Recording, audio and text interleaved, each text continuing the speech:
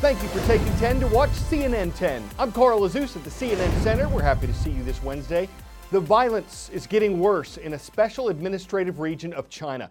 Massive protests have been going on in Hong Kong for more than 5 months now, and police say what happened early this week has pushed society to the brink of a total breakdown. They blame rioters for the ongoing violence in the city. Protesters blame police for using excessive force. The demonstrators have made 5 demands of their government. 1 has been met, but Hong Kong's leader, Carrie Lam, has refused to meet the other 4, which include her resignation, an investigation into police actions, the release of protesters who've been arrested, and more democracy in Hong Kong. The city used to be a British colony. Its residents generally have more freedoms than those in mainland China. But China says it ultimately has control over Hong Kong and that it supports the city's leader. More than 300 demonstrators were arrested on Monday and Tuesday alone. They've set fires, built barricades, disrupted transportation, and thrown gasoline bombs at police. Police have fired tear gas at them, and on Monday, an officer shot and injured a protester with a live round. The policeman said he was afraid the protester would try to take his gun. An international human rights group called the shooting a reckless use of force. Also on Monday, the BBC reports that a person who spoke out in favor of China was set on fire by the protesters. The violence is having ripple effects across the city.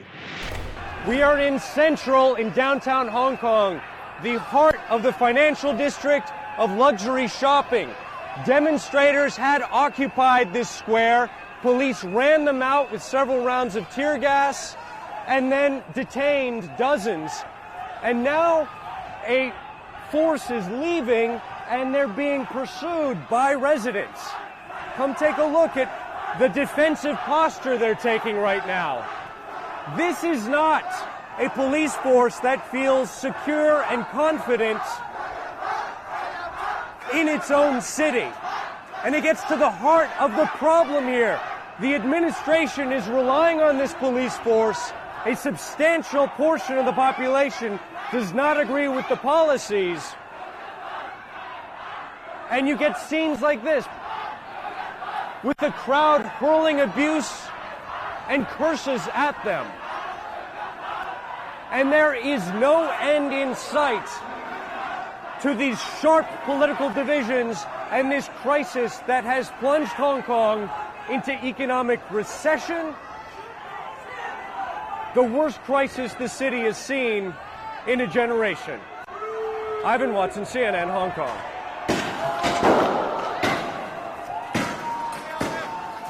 Ivan reporting at the moment tear gas was fired toward demonstrators.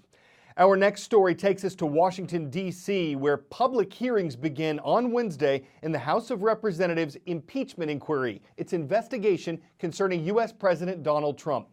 Did the president abuse his power, as many Democrats say he did?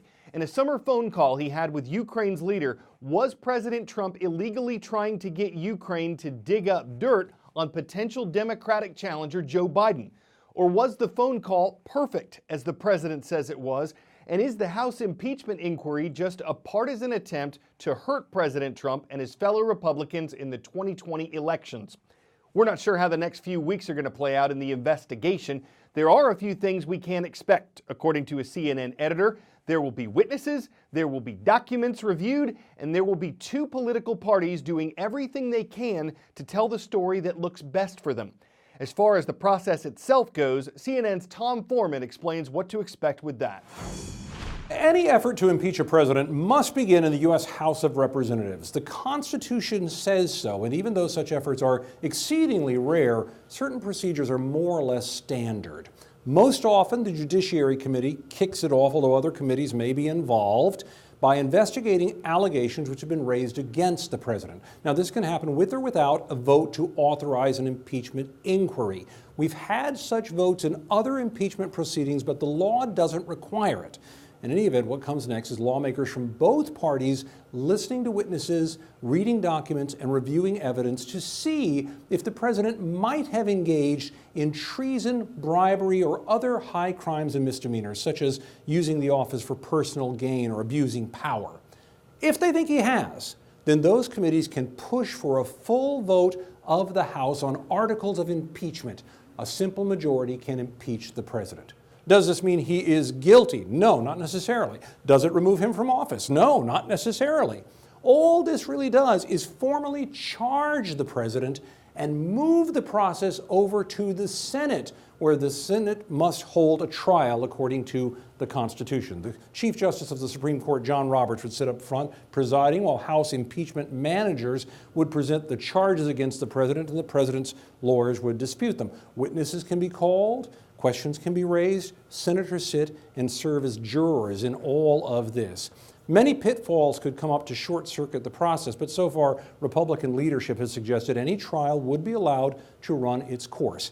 At the end, each senator must deliver their verdict. If 2/3 say guilty, then the president is convicted and would be removed from office, something that, despite 3 serious pushes toward impeachment, has never before happened. 10-second trivia. Which of these companies was founded in 1998 by Larry Page and Sergey Brin? Facebook, Google, Microsoft, or Amazon?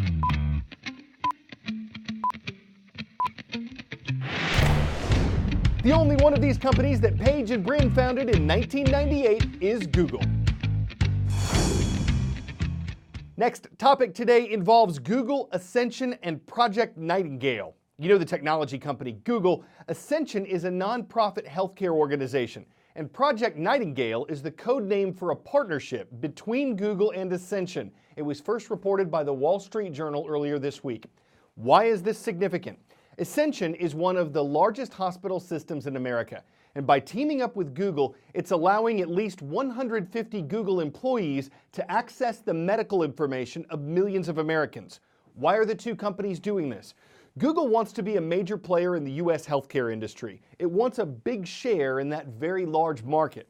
And Ascension is hoping Google's artificial intelligence technology will help doctors provide care by using patients' data to predict possible health problems. Google says the medical information it gathers will be kept separate from user information, like the websites people visit or the YouTube videos they watch. And it says it'll follow laws that keep people's health information and medical records private. So why is this controversial? Well, Google does not need to notify patients whose medical information it gathers, so they may not know if Google has accessed things like test results, birth dates, or diseases they've been diagnosed with. Like other tech companies, Google has been criticized and sometimes fined for illegally mishandling people's private information. And according to the Wall Street Journal, some Ascension employees have questioned how Google is collecting and sharing patients' information. Amazon, Apple, and Microsoft are also trying to increase their involvement in U.S. healthcare.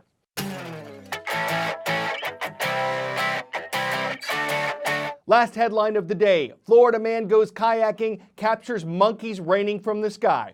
Okay, they were actually raining from the trees. There are hundreds of rhesus monkeys that live in Silver Spring State Park, and a whole barrel of them apparently decided to swim across the Silver River while the man who captured this video was paddling by. He says he believes the animals were being chased, possibly running from a fight with an alpha male. So better to run than to be left in rhesus pieces. I'm not going to have a better pun than that. We'll just leave it there. I'm Carl Azus, and that's all the monkeying around we're going to do today on CNN.